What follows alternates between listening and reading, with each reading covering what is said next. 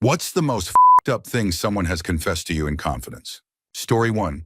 Had a coworker come to the house. Drinks, smoking, and all that usual stuff. Then after everyone cleared out and it was just him and me, he got really weird. He gave me a hug and whispered in my ear, "I hope this doesn't change anything, man, but I need to let you know that I've killed 2 people." I thought he was joking, and when he left, I decided to search his name. Sure enough, he had gotten out of prison just 3 years earlier on murder charges. We're still cool to this day, and it seems like he's turned his life around and become a pretty decent family man. But that night, he told me that still sticks with me. Story 2. I worked in the bar industry for 3 years, and I've had several people spill out horrifying drunk confessions. You have to take them with a grain of salt because people lie all the time, especially in bars. But one confession really sticks with me. A man told a long and detailed story about being forced to murder his cousin. They were both members of a gang, and the cousin had stolen some money. The man, who was in his late 40s at the time he told me this, was clearly still haunted by it. He had been a teenager at the time, and the cousin he killed had always looked out for him and protected him. It sounded like he was his male role model or father figure. I still think about the night I had that conversation fairly often. I've never heard pain and grief expressed quite that way. It was really heart-wrenching. Story 3. Mine isn't really that shocking, so I guess I should consider myself lucky. One of my first girlfriends confessed that she had never completed any formal schooling. She was homeschooled all her life and was even part of the graduation festivities for my high school class. She was very fun and personable. One day she said she had something to confess. Her mom simply filled out all the paperwork, copied test answers, and mailed them in. I'm not sure how all that works, but she said she never studied or took a real lesson. I still really liked her, but the more I got to know her, the lack of basic knowledge started to become more and more apparent. Her understanding of math and science was that of a small child. It was sad. Every once in a while, she'd say something so off that it would catch me off guard and have me rethinking my life. Story 4. 2 things. One was a woman who was part of my friend group at the time. She got drunk one night and told me she had an 8-year-old son with severe Down syndrome. I had known her for 5 years, never once a mention of a child. She then admitted that shortly after he was born, she dropped him off at her mom's and skipped town. She never spoke to her mom again. I told the group, and they decided it wasn't a big deal. I'm no longer friends with them. The second thing is about a former roommate who ended up with 3 kids from 2 different women. One was his now ex-wife, and the other was a woman who chased him for 6 years for reasons I still don't understand. I ran into him at a bar one night, and he told me how he manages to skip out on child support payments by claiming he can't survive on his 30 hours a week at work. I also know he has 5 rental properties that he maintains, but they're technically under his parents' names, so the state can't count them toward his income. I called him out and left the bar. Story 5. When I was in undergrad, I played on a club sports team for 1 season. A core group of players lived in a communal house and had a big end-of-season party. I stopped by with some friends for drinks but left early. I liked playing, but I didn't know them all that well. The next week, I ran into one of the players in a cafeteria. He started telling me about the party, how I should have stayed. Then he pointed out a freshman girl sitting at one of the tables and said, "She got really drunk and a bunch of us took turns with her." I felt sick. I don't remember what I said, but I walked away. I did tell some of my friends. We smoked a lot, drank a lot, and chased women, but that wasn't our mindset. They were just as angry as I was, and I never went back or spent time with that team again. The worst part wasn't even what they did. He wasn't confessing. He was bragging. That was disturbing. But the most awful part was that I didn't do anything. I didn't go to the police. I didn't try to get her help. I just walked away. And that's something I still regret. I should have done something. Anything. Instead, I took the coward's way out. Story 6. My best friend's dad died by suicide about 20 years ago after his wife left him. I wasn't there when the police found and removed the body, but I did help clean up the aftermath because no one tells you that the family's responsible for that, and cleanup crews are expensive, and helped prep the house for sale. My friend and his family went to therapy for a while and eventually moved across the country to be closer to his mom's friends, but we kept in touch. A few years ago, they temporarily moved back into the area before settling in a neighboring state, and I helped them with the move. My friend hadn't arrived yet, so it was just me helping, basically a second mom. When we stopped for lunch, she opened up to me. Her ex-husband had been extremely abusive, but was good at hiding it, and it took her over a decade to finally leave. The dad had purchased a shotgun, changed the beneficiaries on his life insurance, and even took out policies on his ex-wife and their 3 kids, naming their aunt as the beneficiary on all of them. A few weeks later, he used the shotgun on himself. We think he had a last-minute change of heart about hurting the kids, but we'll never know. They're all grown now, some with families of their own, and they're happy with their lives. I don't think it would help to tell them any of this, and I have no intention of doing so. Their mom can if she ever chooses to. Story 7. I had a rough divorce. The kids were teenagers. My wife was very dramatic. It was a mess. The final straw in the marriage was my wife receiving a Facebook message from a stranger claiming they saw me embracing and having an affair with a woman who closely matched the description of one of my coworkers. A few years after the divorce, I started dating that same coworker after I had left the company. After a while, she invited me to move into her home, which I did. We started a business together, and she asked me to look up some purchase orders on her computer. I opened the laptop, and Facebook was open to a profile I instantly recognized as that stranger. I was confused and brought the computer to her, asking how this person's profile could be logged in on her computer. She took the computer from me with a proud smile and said, "It's really easy to create a fake profile on Facebook," and winked at me while she took the computer into her office. I thought my chest was going to burst. This woman destroyed my family because she had a crush on me at work. To be fair, we were having issues, but breaking up the family was never discussed until my wife got that message. I moved out a few weeks later. Story 8. I had an ex-boyfriend tell me, drunk in the parking lot of a bar after throwing up on my shoes, that when he was 10 and his sister was 3, he had harmed her. He served jail time at 18 and said he needed to tell me before anyone else did. I was in complete shock and not sure what to do in that moment, so I did what I could. Later on, after I dumped him a week later, for a lot of reasons, but that was the main one, he spread a smear campaign and told someone close to me that he had served his time and didn't need therapy or further help. This was after I had suggested it to him, and he told the same person, as well as my current partner, that my therapist feeds me delusions and that I live in a delusional world, which is why he won't go. For the record, it was a 2-week relationship. I have never regretted leaving and felt like I dodged not just a bullet, but an entire bomb that could have gone off at any second. Sure enough, all of this was on his public record, along with many other arrests for acts of violence, mostly against women. And later that year, he was arrested for a DUI involving alcohol and weed. To this day, I still can't look at him if we cross paths. Story 9. A coworker told me that when he was 7 or 8 years old, he was at his aunt's farm. He was playing with matches, lighting them, and throwing them into a bucket. Some hay caught fire, and things got out of control really fast. He closed the barn doors and went outside. The adults came running when they realized what was happening. The horses inside the barn were making horrible noises. His father got the barn doors open, and horses with flaming manes came running out. A bunch of horses were killed, and others had to be put down. His aunt knew he had been involved, but he insisted he didn't do anything. His aunt blamed him, but his father took his side, and it caused a huge family rift. He said he had never told anyone, and that the memory of the horses and the loss of the barn was a regret he carried all his life. Story 10. I worked at Subway when I was 15, and I had a coworker named Michelle. Michelle was my dad's age, about 50.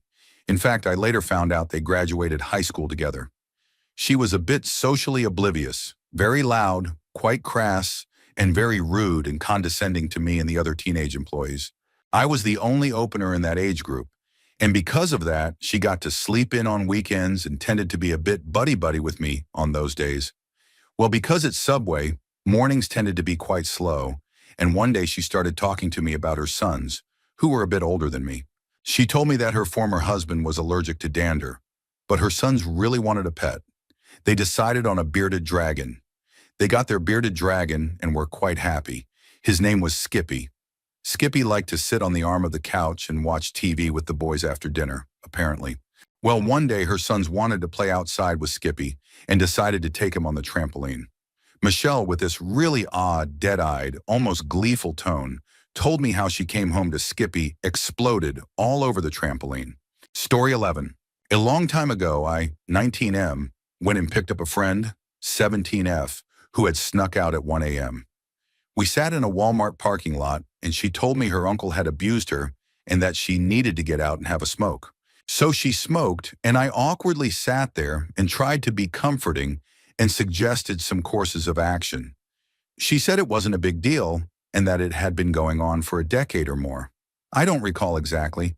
I think she said since she was 4. Anyway, she wanted me to try a cigarette.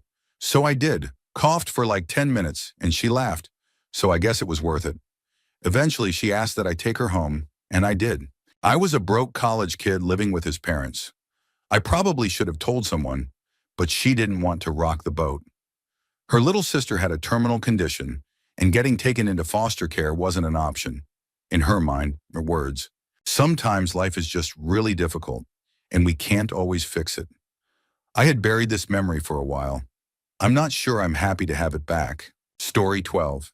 My grandfather was born in 1919, so for my whole life, he was just a silly old guy who loved to make us laugh with jokes and stories from a different time. It wasn't until after he passed that I found out he was known as El Chino in his youth and had been the boss of the local zoot suit-wearing Pachucos. At his funeral, one of his lifelong friends told me about a time a known local troublemaker harmed a neighborhood girl. El Chino rounded up his boys and they beat that guy badly, breaking his arm before my grandfather stuck a gun in his mouth and told him to leave town that night and never come back. That's the kind of man your abuelo was. He never let anyone get away with anything on our side of the tracks. It was absolutely jarring to think of my grandfather that way. He came home after that and told my grandmother what he had done, and she was so afraid he'd end up in trouble that she took the gun and hid it. She went to her final rest decades later without revealing where it was. Weeks after my grandfather's funeral, we were emptying the house and turned up a revolver in a shoebox hidden in a crawl space, and the story I heard that day immediately came back to me. Story 13. I live in California, and in 2016, I used to take Ubers all the time to buy weed from one of the dispensaries before the fully legal ones existed. People tell you some wild things when A, they know they'll never see you again, and B, they find out you don't mind towing the legal line, using loopholes to get something otherwise illegal. I would usually set the ride up to take me there, and then back to my apartment. And most of the time, as soon as I got in the car, I'd tell them where we were going, just in case they weren't comfortable giving me a ride. None of them ever had an issue with it. I had a lot of older drivers who would start talking about how they used to smoke a lot back in the day and would bring up other minor illicit activities. There was this one guy in particular, though, an older man, who on the way back to my apartment asked if he could smell what I bought. I handed him the capsule of weed I had just purchased. He opened it and took a big whiff. Then he started reminiscing, not just about weed, but also about cocaine and how he used to sell it. He brought up something I felt he should have kept to himself. He told me that he and a friend were set to meet someone to either buy or sell coke. They arrived at a motel with their half and went to the room.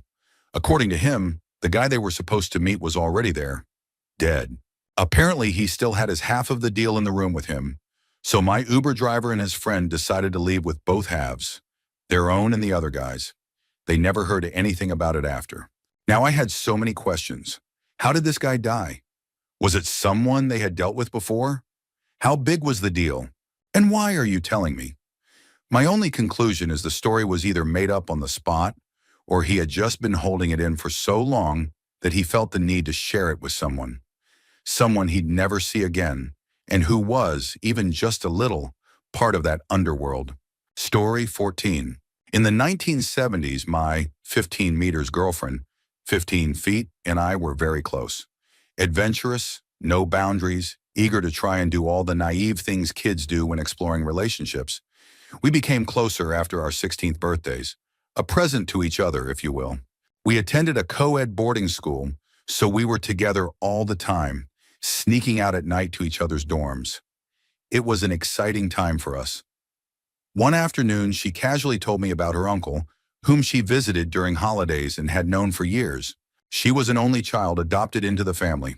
My dearest friend explained that her uncle was the only one who really loved her, and that she felt I was as loving as her uncle. so I was someone special to her, as she was to me. She said they had discussed intimacy, but her uncle wanted her to lose her virginity to someone her age. The uncle passed away that same year. We went our separate ways after school but stayed in touch. She became pregnant and was sent away to have the baby, a boy who was adopted out immediately. She didn't think much of it. She had a tumultuous young adult life where no one understood her severe mood swings and things would regularly spiral around her. In the late 1980s, she died in a car crash while trying to overtake a bus. As I've aged and become wiser, I now recognize the behaviors she had as those of someone groomed by an abusive adult. She identified attention and affection as something physical, which seemed to spark a need for physical contact. Possibly dealing with bipolar disorder, I appeared to be a rare stabilizing presence, and her parents always greeted me warmly. Her life was destroyed by the selfishness of someone who should have protected her. After 50 years, I still wonder if things could have been better for her. Story 15. Okay, so this is a lot, so I apologize in advance. When I was in my early 20s and living in Houston, I was heavily addicted to cocaine. To pay for it, I would go to script doctors and sell the pills they prescribed. When Hurricane Katrina hit, Houston was flooded with refugees from Louisiana, and there was one particular apartment complex that seemed to be almost entirely filled with New Orleans gang members and street workers. I would say roughly 70% of the people living there sold crack or powder cocaine. So I got to know quite a few of them and would either sell or trade my pills for their coke. All the people there scared the life out of me. It was a simple process. I'd walk up to the apartment gate, wait a few minutes, and someone would approach me asking if I wanted anything. I'd ask them the same, and next thing I knew, the transaction was done. Each time it was someone different. The last time I ever went, I was approached by a man with long hair driving a Cadillac convertible. He was in his early 20s and asked me the same question everyone else did. When I told him what I had, he told me to come up to his apartment to get more for the trade. I agreed and followed him through the complex. We walked past building after building until we finally reached the very last one, which seemed abandoned. When we got to the second floor, all I saw were doors covered in caution tape and a partially caved-in roof at the end of the hall. I watched as he pulled out a key and opened one of the doors. I was shocked someone lived there, but I had seen worse, so I followed him in. We talked about the trade and discussed a deal for future exchanges. We agreed that I would go to 2 doctors a week for him, and he would supply my addiction. I was seeing a doctor every day, so this worked well for me. He paid the $120 visit, covered prescriptions, and gave me drugs. I'd still have 5 more visits a week to profit from. After the deal was made, he told me to wait in the apartment while he went next door to get the coke. He walked out and locked the handle. 15 minutes later, I got restless and went to leave. But I was locked in. He had taken over this abandoned apartment and changed the lock so it could only be locked from the outside. I started to panic. I checked every room for an exit, and when I entered the second bedroom, I saw a girl in a dirty yellow sundress. She was white, about 19, and absolutely filthy. She told me to relax, that he'd be back, and to just sit tight. We talked. I asked where she was from and if she was affected by Katrina. Just small talk. Then she told me how she ended up on the street. When she was a sophomore in high school, she started dating a 20-year-old guy. He was abusive and would inject her with drugs, but she stayed. One day, they picked her up from school and saw one of her classmates walking home. Though she didn't get along with the classmate, they convinced her to get in the car. They lived nearby, so it didn't seem odd. Her boyfriend had been drinking and offered the girl a drink. She refused, which made him angry. He hit her across the face with a vodka bottle, pulled off the road, beat her, assaulted her, and then took her life. Then they buried her behind her house. She told me all of this calmly, like it was nothing. She said they never went back to her real house and hadn't seen her parents in years. Then it hit me. I had just been locked in by the same guy. When he eventually returned, I asked if he wanted me to go to a doctor that day. He agreed. When we stopped for gas, I offered to pay and walked into the store, then out through the opposite doors. I ran into an adult bookstore, paid to go into the theater, and hid in a booth for 8 hours until they kicked me out. I walked home, looking over my shoulder the whole time. I never went back to that complex. Story 16. I rented a room from an older guy, Rob, in the late 1980s while I was in college. Rob was a super cool dude. He was a Vietnam vet and had that air of someone who had seen some things. He worked as a nurse at a local hospital and had an early shift. Great guy, knew a lot. Everyone in our little neighborhood liked and appreciated him. I could go to the local Irish pub and get in without an ID because everyone there knew I was his housemate. Rob was also an extremely high-functioning alcoholic. He would get completely blasted every single evening, but be up, sober, and out the door by 5 a.m. for his shift. I never saw him drink during the day. At the end of the school year, I had just finished all my finals and papers and was preparing for a study year abroad. That evening, Rob asked if I wanted to celebrate with him. We started with a bottle of Jameson that was about 3/4 full. A few drinks in, Rob started to show his drunk side. In the year I lived with him, he never spoke about Vietnam, and I knew better than to ask. But that night, he asked if I wanted to know what he did there. I had always assumed he was a medic or just a regular GI who went through the usual horrors. Turns out he had been part of the Phoenix program, basically sent into North Vietnam on CIA assassination missions. He was a sniper. A lot of his targets, he admitted, were civilians. He said he drank because he saw the faces of the people he had killed every night. He told me other things too, but I don't remember much for obvious reasons. We ended up finishing the bottle. The next morning, I heard him get up and leave at 5 a.m., as usual. I spent that entire day either throwing up or curled into a ball on my futon. We never spoke of that night again. Story 17. I had a friend who was a licensed therapist, and we became close through a shared hobby. One day, she admitted to me that as a teenager, she used to harm animals and had plotted ways to hurt her mother. I assumed this was the result of an abusive childhood. However, things eventually got very strange. She began telling our mutual friends bizarre things I had never said. For example, that I was bragging about bringing a weapon to hurt someone. She also tried to gaslight me in the most literal way. One time, she called and insisted that one of our friends was with her, when I knew for a fact that wasn't true. Our friend had just left an event with me over an hour away. It was like she was deliberately trying to make me question my sanity. We didn't remain friends much longer after that behavior started. I wish her well, truly, but I would never be friends with a therapist again. Story 18. My parents were extremely narcissistic, and a social worker eventually suggested counseling for me. My mom could lay on the charm so thick it felt like you could cut it with a knife. We spoke with a psychiatrist as part of the counseling, and sometimes I had one-on-one sessions with them. At one point, the psychiatrist told me they couldn't believe my mom was the way I had described her.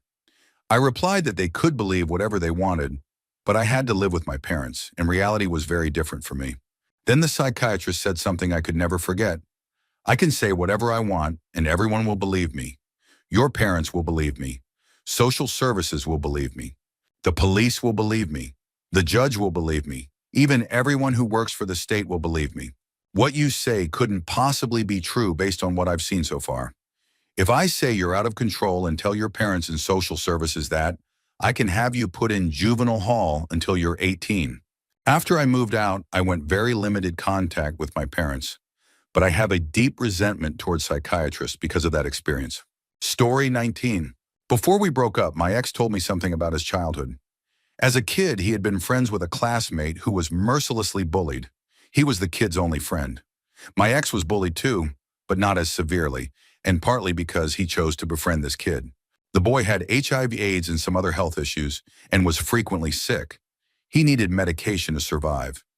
This was in the early 2000s, not in North America. One day, my ex said he just got tired of being treated like a loser at school and snapped. So he joined in on the bullying. He said he targeted this boy's deepest insecurities, the things he knew from their friendship. He admitted to saying the most hurtful things anyone had said to the kid. The next day, the boy stopped taking his medication. He simply refused. Very shortly after, he passed away. My ex said the boy once told him that if he stopped the meds, he wouldn't live much longer, and that he only kept going because of their friendship, but sometimes he didn't want to be alive.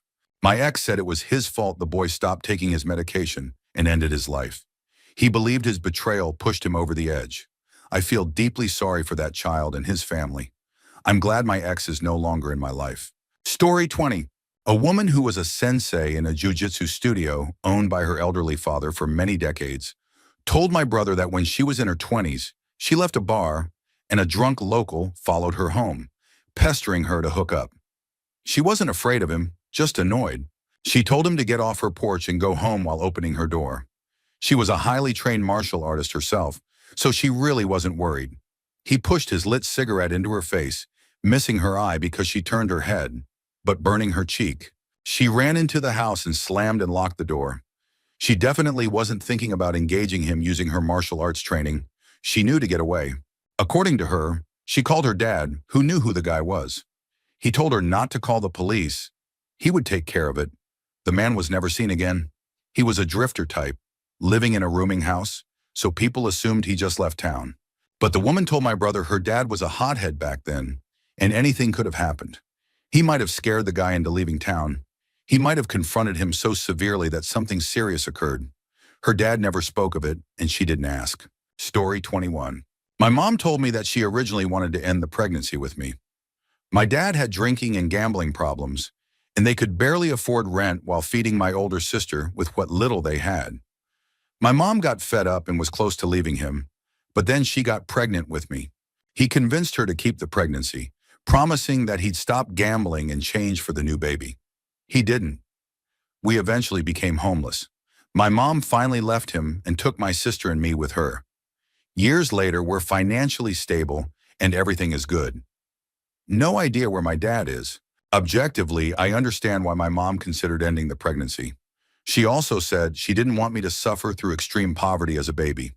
And I did go through a lot because of our family circumstances. But emotionally, it's hard for me to get over. My dad essentially used me to trap my mom into staying in an abusive relationship. If it weren't for me, my mom and sister might not have suffered so much. I know it's not my fault, but it still feels like it is. I also know that my mom loves me very much, but I still feel pain knowing that she originally didn't want me. In a better world, I wouldn't exist. Story 22. Someone I believed was a truly good person and friend. About a year and a half after I helped her administer treatment for FIV in her kitten, confessed to me that she had intentionally poisoned her roommate's kitten with Tylenol. She told me she did it because she believed the roommate's kitten had FIV, and the roommate couldn't afford the treatment. She hadn't realized how prolonged and miserable the kitten's death would be.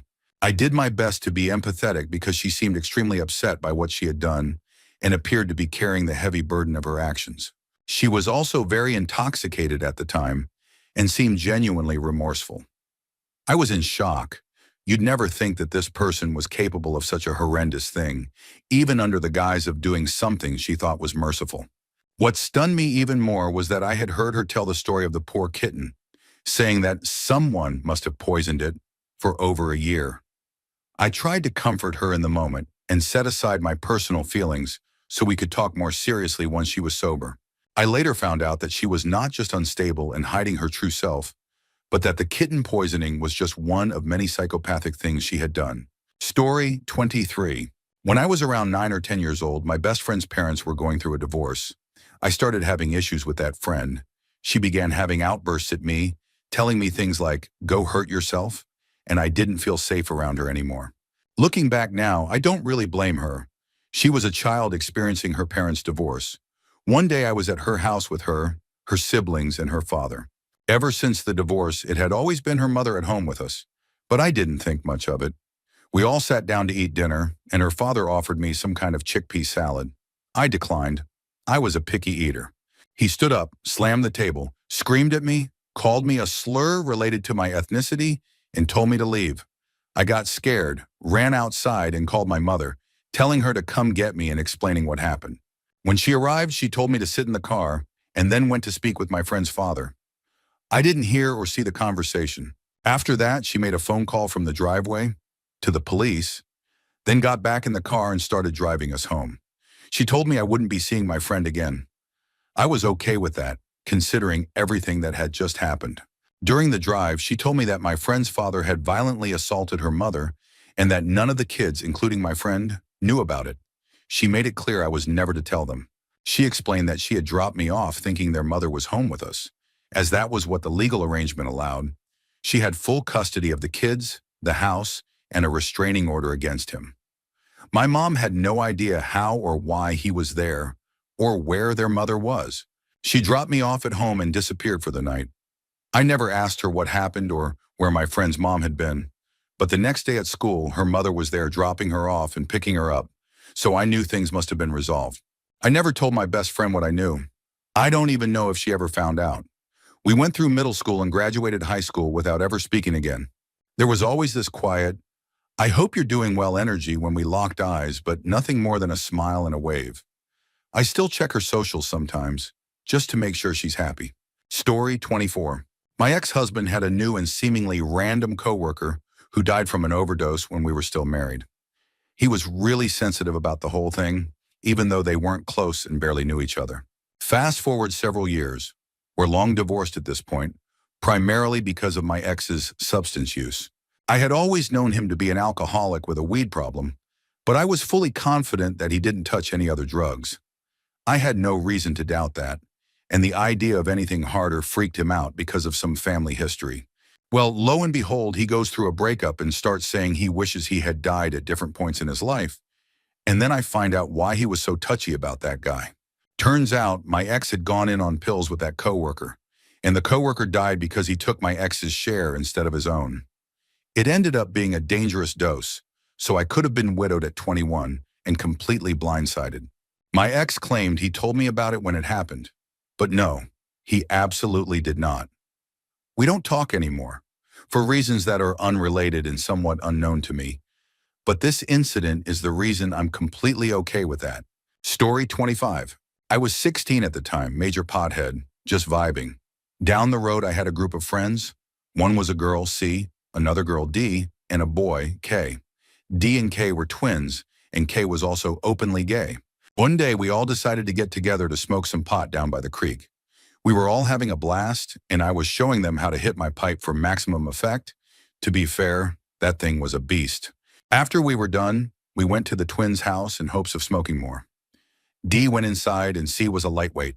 She was just sitting there giggling and melted into her chair, completely oblivious to the world.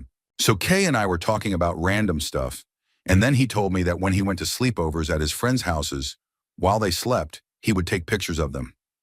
He had a folder in his My Eyes Only section on Snapchat where he kept the photos. At that moment, I was so stoned that all I could do was stare at him and ask if he was serious. He said yes. I didn't want to look at the folder, but was offered to. I started freaking out internally, but I had to play it cool because I was far from home, and honestly, I was scared. D came back outside and I told both of them that I was going to take C home so she could get some rest. Kay offered to come over and hang out at my place around 3 a.m., but I politely declined and said I'd be asleep. Then we left. On the way to C's house, I told her what Kay had told me. She couldn't contain herself. She just laughed and said, "That's so like him." So I dropped it. I asked her the next day if she remembered our conversation. She didn't. I got home and just sat there. I had no one to go to. My home life was in the same ballpark as the kind of messed up stuff I had just heard. So I kept telling myself I must have misheard him. For years. I don't have contact with any of them anymore, but I hope Kay has changed as a person. Story 26. I ended a lifelong friendship with someone over this. She confessed that she was having a guy she was hooking up with pay all of her bills. The guy was doing delivery driving for 5 to 6 hours a day on top of working overtime at a physically demanding job. He was making major sacrifices, thinking they were exclusive and that she was trying to find a job. In reality, she was actively turning down job leads and secretly dating other guys. She also brutally mocked the guy who was covering all her expenses during her confession. A lot of body shaming, calling him pathetic, and saying she didn't think a blue-collar man could afford her. It was really shocking because it came out of nowhere. She had previously been trying to go back to school, pay off debt, and secure an entry-level job. Life happened and we hadn't caught up in 4 to 5 months. And then she casually confessed to intentionally ruining a guy's life. I tried to get in touch with him, but I couldn't find him on any social media. Story 27. My husband's best friend since elementary school is known for being a pretty unobservant and reckless guy. He once took a solo trip to a major U.S. city and was supposedly robbed but not harmed. He told my husband and their other childhood best friends about it, and they've always laughed about it because he wasn't hurt and it was, classic name, to stumble into dangerous situations. The friend even laughed about it himself, saying he tends to put himself in risky situations often. I became friends with him too, And one day when we were driving to a store, just the two of us, he told me that the incident wasn't just a robbery. The man had also assaulted him. I don't even remember how we got to that point in the conversation, but I remember asking, "Are you serious?" a few times because I had never had a single deep or emotional conversation with him before. That incident has come up a few times since then in conversations with my husband, who continues to talk about it lightly, not knowing the full story. But now that I know what really happened to his friend, it's hard to hear it treated as a joke. As far as I know, he's never seen a therapist about it, and I'm the only person who knows what actually happened. Story 28. It really wasn't what my friend confessed, but rather that I knew he was lying. I met up with one of my best friends and three of his other friends, who I hadn't met before, for dinner. During the evening, one of the other friends asked if he had told us his cookie story. None of us had heard it, so she said we had to hear it. It was wild that it had happened to him, and at the same time, it was so Adam, my friend's name. So he started telling the story, getting into all the details and delivering it with the charm he's known for. But about a minute in, I felt like it sounded familiar. At first, I thought maybe he had told me before, but then it hit me. I had heard it around 12 years ago at a church youth group conference. It was the exact same story the main speaker had told as part of his lesson with a moral. When I realized my friend was lying about it happening to him, I lost all respect for him. It became hard to believe anything he said after that. Over time, whenever we would hang out or talk, things just started feeling off. Eventually, we drifted apart. I sometimes wonder what other things in our long friendship he made up or exaggerated. Story 29. Someone once told me they had punched their wife in the stomach while she was pregnant. Decades ago. I don't know the full story, and honestly, I don't care to. What I did do immediately was tell his friend, a petite woman, what he had confessed to me and that I was worried for her safety. Oddly enough, she said it was probably just a mistake he made when he was young. She even shared that she and her husband used to get into physical fights and that her thing was to bite him. To answer the obvious question, I had just met the woman and had only recently started to get to know her. I met the guy, the one who made the confession, at her place, and he was always hanging around. I made it clear to him right away that I wanted nothing to do with him. What he did was unforgivable and horrifying, and I would never forget it. I now avoid the woman as much as possible. We live in the same apartment complex. Story 30. I had a coworker who once told me how she had set up her ex to make it look like he was unfaithful. She was already seeing someone else on the side, someone they all knew, and got him involved in the setup. They went on a double date with another woman who was also in on it. The goal was to get her ex drunker than usual. After the night out, they all went back to my coworker's house. Her ex passed out, and they had the other woman climb into bed with him and start touching him to try to wake him up. Then they all burst in and took photos before he could even realize what was happening. She convinced him that he had gotten in bed with the woman on his own and taken advantage of her. I never looked at her the same after she told me that. I never trusted her again. It all came out after I made a comment that I thought another coworker's husband was cheating on her.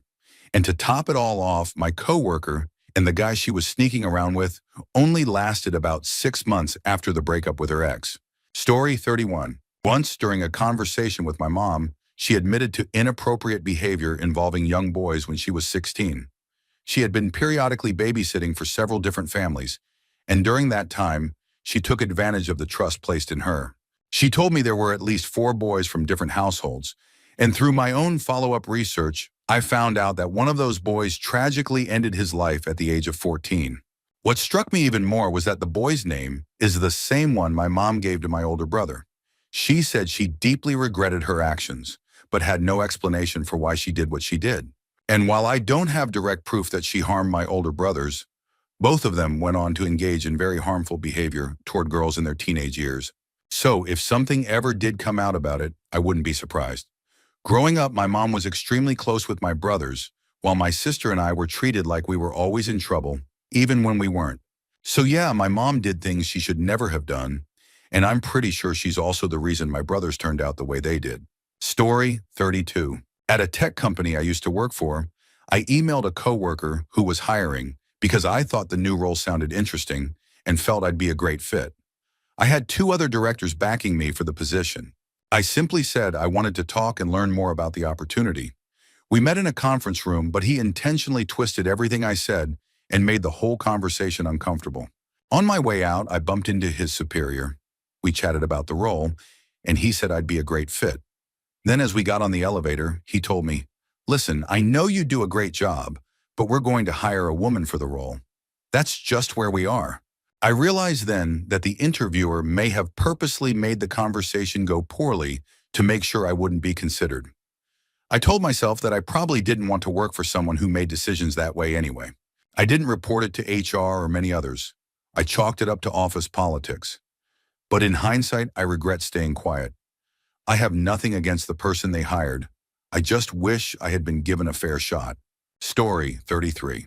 Many years ago, a few decades, I was in a relationship with a man for about 5 years.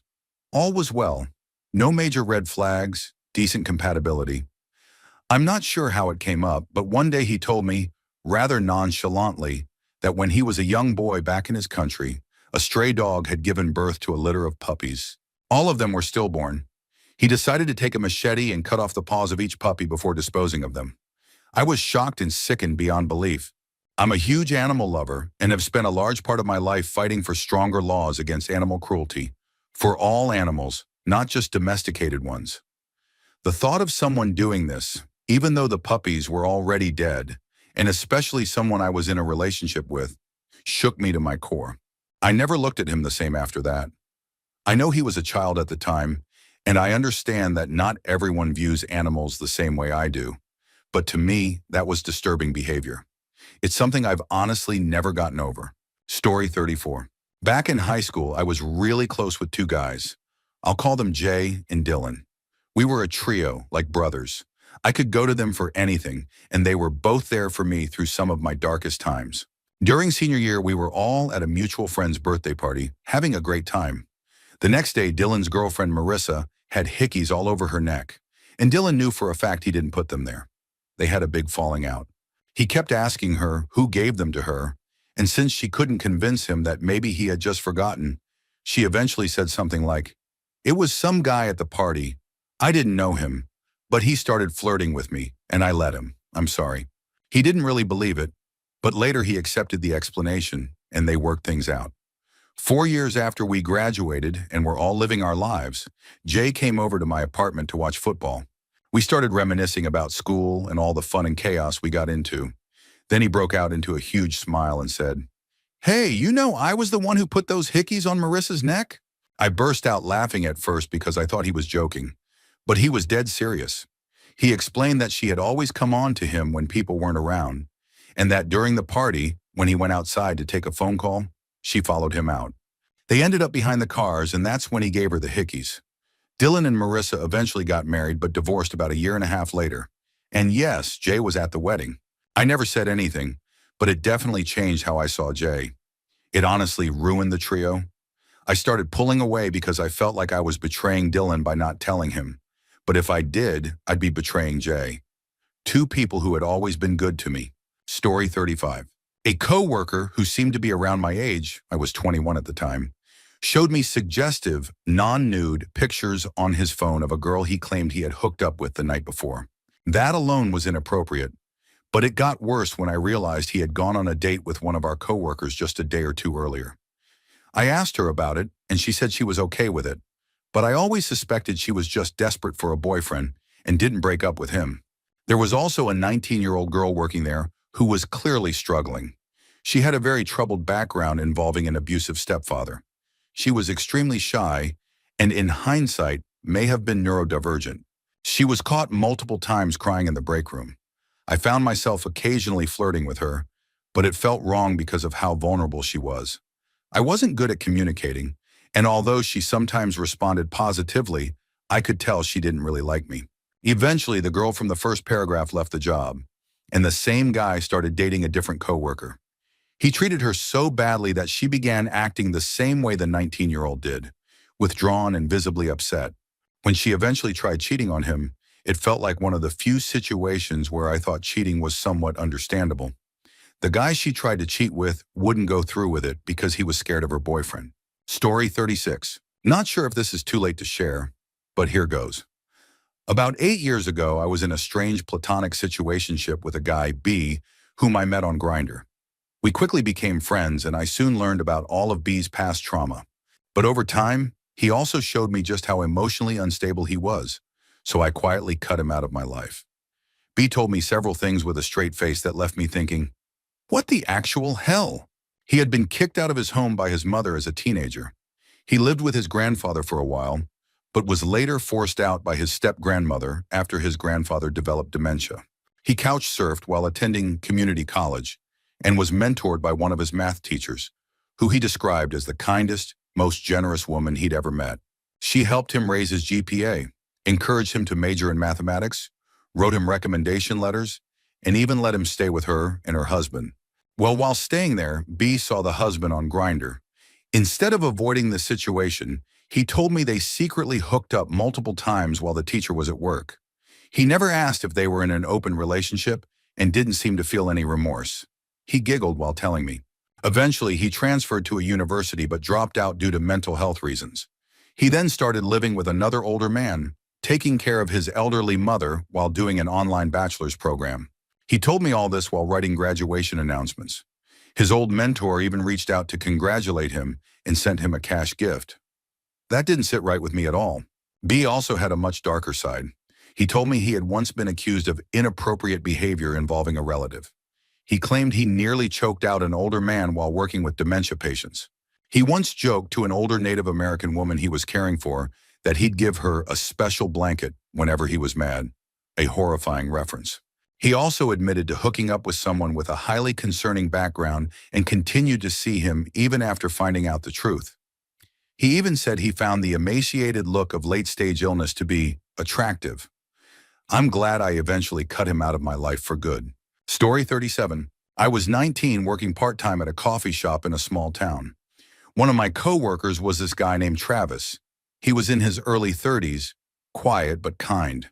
He trained me when I first started, and we bonded over music and dumb customer stories. He never really talked about his past, and I never pushed. One night we closed together, and I offered him a ride since his car was in the shop.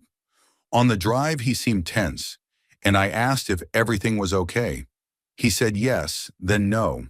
Then he just paused and said, "Can I tell you something I've never told anyone?" He looked like he was shaking, so I just nodded. He said that when he was 17, he lived in a very rural town. His dad was a drunk, and his mom was checked out most of the time. His older brother, Jake, was the golden child. Football captain, good grades, loved by everyone. But Jake was also abusive. He would beat Travis, torment him, and worse. His parents knew but didn't care. In fact, he claimed his dad encouraged it, saying it would make a man out of him. One night, Jake came home drunk and started in on Travis again. But this time, it got worse. Travis ended up in the ER with cracked ribs and a concussion. He told the nurse he fell. No one questioned it. After he got home, Travis said he snapped. He waited until Jake was asleep, then took a tire iron from the garage. He went into his room and hit him once, then again, and again. He said Jake didn't die, not right away. He survived but ended up with severe brain damage and required 24/7 care. The family lied. They said he fell off the roof while cleaning the gutters. Everyone believed it. No police ever questioned it. Travis left town a year later and never looked back. He changed his last name and started over. "I don't regret it," he said. "That's the worst part. I think I'd do it again." I drove in silence. He looked out the window like he hadn't just admitted something that could destroy his life. We never spoke of it again. 2 weeks later, he quit without notice and moved out of state. I haven't heard from him since. Story 38. In college, I had a roommate named Jen. We were both majoring in psychology, and we got along well enough. She was quiet, reserved, and always seemed a bit haunted. She never liked talking about her childhood, so I didn't push. One night, we were both up late studying and ended up talking about childhood memories. I shared something embarrassing about getting lost in a Walmart as a kid, and Jen laughed for the first time in forever. Then she got quiet.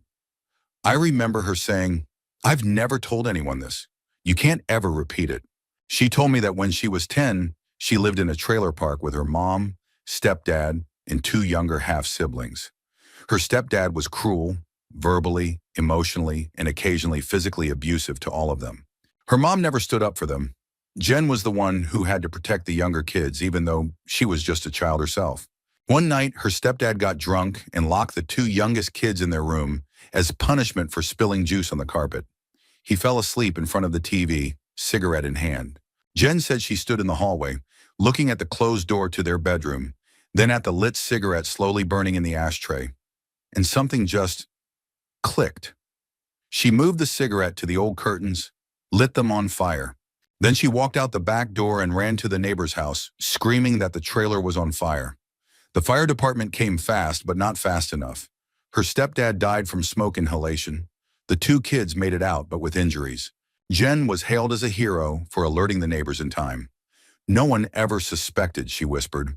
They just thought it was an accident. But I knew what I was doing. I wanted him gone. To this day, I don't know if I would call her a villain or a survivor. Maybe both. Story 39. A girl I went to high school with, we'll call her Amanda, was always popular, pretty, smart, well-liked by teachers. We were never best friends, but we ran in the same circles and got closer during senior year. She went to a different college, and we lost touch for a while. We reconnected randomly during winter break a couple years later. She invited me out for drinks. It was fun at first, just catching up, sharing stories, talking about how different college life was. Then she got quiet, said she had a secret that no one else knew. She told me that her boyfriend from freshman year had been obsessive, controlling, manipulative, constantly checking her phone. One night after a fight, he passed out drunk in her dorm room. She took his phone and found messages, dozens of them, with other girls. Photos, videos, she snapped. She said she took his phone, walked to the campus parking lot and smashed it under a parked car's tire. Then she walked back to the room, took his laptop and deleted everything. Emails, texts, cloud backups. After that, she poured water on the hard drive. But that wasn't the worst part. She said she used his thumb to unlock his phone one last time and sent a message to one of the girls he had been cheating with, posing as him, telling her it was over and he never wanted to see her again. Then blocked her on every platform. I wanted to ruin him, she said, like she was describing what she had for lunch. And I think I did. She laughed, took a sip of her drink, and asked me not to judge her. But I did quietly. I still wonder what that guy's version of the story is. And how many more people Amanda hurt without ever getting caught. Story 40. It happened my junior year of college. I had a classmate named Ryan who always sat 2 rows behind me in every lecture. We eventually became study partners. He was chill, funny, and had this laid-back vibe that made it hard not to like him. Over time, we got close. We'd hang out, grab food, talk about life. One night, we were both drinking at a friend's apartment, sitting on the balcony while everyone else was inside playing music. Ryan was quiet. I asked him if everything was okay, and he said, "Do you ever feel like there's something about you no one would forgive if they found out?" I didn't know what to say. I just let the silence sit. That's when he told me about his childhood best friend, Chris. They grew up together, inseparable. At 15, they were hanging out at a lake near Ryan's uncle's property. Chris wanted to jump off this rocky cliff into the water. Ryan said no, it was dangerous. There were warnings everywhere. But Chris insisted, said he'd done it before. He jumped and he didn't resurface. Ryan stood there frozen. He told me he didn't dive in, didn't scream for help. He just stared. Then after a full minute, he walked back to the car and drove home. When he got back, he told his uncle they had gotten separated in the woods. A search party was launched. It wasn't until the next day that they found Chris's body. The official story was that Chris must have gone back to the lake alone. No one suspected Ryan, not even his parents. He told me he wasn't scared of drowning. He knew how to swim. He just froze and didn't do anything. That night, he cried. I had never seen a guy cry like that. I didn't know what to say. I've never told anyone. But sometimes I wonder, was it really just fear or something darker? Story 41. When I was 26, I worked at a small marketing firm. There was a new hire named Olivia, mid-30s, super polished, the kind of person who always made people nervous with how confident she was. She and I clicked almost instantly, probably because I wasn't intimidated by her. We'd go to lunch together, vent about clients, joke about quitting. One Friday after drinks at a bar near the office, we were walking back to our cars when she suddenly got quiet and asked, You ever done something so bad it changed who you were? I thought she was talking about regrets, bad breakups, or burning bridges. But what she said next still haunts me. She said when she was 19, she dated a guy who had a 4-year-old daughter from a previous relationship. She didn't like kids, but she really liked the guy and tried to make it work. One weekend, she was watching the little girl while the dad was working overtime. She said the girl was whiny, wouldn't stop crying, and kept asking for her dad. Olivia snapped. She said she dragged the girl to her bedroom, slammed the door, and told her she wasn't allowed out until she shut up. The girl kept crying, so Olivia turned the music up and left her there. She didn't check on her for over 6 hours. When she finally did, the little girl had peed herself and was curled up in the corner, shivering and terrified. I stood there stunned, expecting her to cry or show any emotion, but she laughed. I know, I was a monster back then, she said, but that was the moment I realized I'm not meant to be a mother. I never looked at her the same after that. I transferred departments 3 months later. Story 42. This one still makes me question whether I should have gone to the police. I used to work at a car lot, one of those buy here, pay here places where most of the employees were either recovering addicts or people with criminal records. I didn't mind. I needed the job, and most of the guys were decent. There was one guy named Vincent. He was in his late 40s, ex-military, and didn't talk much. Everyone called him the cleaner because he handled all the repo work. If someone stopped paying on their car, he'd find it and bring it back. No questions asked. One day I was riding with him to drop off a vehicle and he opened up out of nowhere. Started talking about the army, about Iraq. Then like flipping a switch, he said, "You ever had to make someone disappear?" I thought he was joking, so I laughed. He didn't. He told me that when he came back home, he started doing freelance work for a guy who ran a debt collection ring. He claimed he'd show up to people's houses pretending to serve court papers, then threaten them into paying up. He said one guy didn't take the warning seriously, laughed in his face. So Vincent came back at night, said he waited until the guy was leaving for work, pulled him into a van, roughed him up, took his phone and wallet, and dumped him 2 towns over with a busted leg. Said the guy moved out of state 2 weeks later. That's what we meant by disappear, he said. Not dead, just gone. Then he looked me in the eye and said, I don't do that anymore, but I remember how. I never asked questions again. I quit a month later. Story 43. When I was in my early 20s, I worked as a delivery driver for a construction supply company. I got partnered on routes with an older guy named Joe. He was maybe in his late 50s, a bit gruff, smoked constantly, but had a dry sense of humor that grew on you. After a few weeks of working together, we started talking about deeper stuff. Life, regrets, past mistakes. One day we were driving a long route, and Joe started telling me about growing up in rural Louisiana. He had a brother who was a real piece of work, as he put it. This brother, Ben, was violent, a petty criminal, and a known abuser, even to his own family. Joe said everyone knew what Ben was doing, but no one stopped him because they were scared. Then Joe got quiet and said, "You know, sometimes evil solves itself." I asked what he meant, and that's when he told me. He said one night, Ben came home drunk and started threatening their mom. Joe, who was 17 at the time, waited until Ben passed out, then pulled his truck up behind the house. He took a rope, tied it to the tow hitch, and looped the other end around a huge section of their rotting back porch. Then he started driving.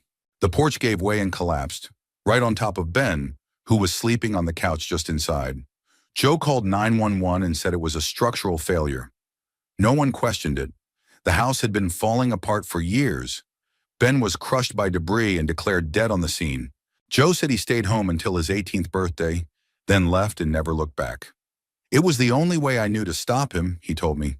I don't regret it, but I don't sleep well either. I never told anyone until now.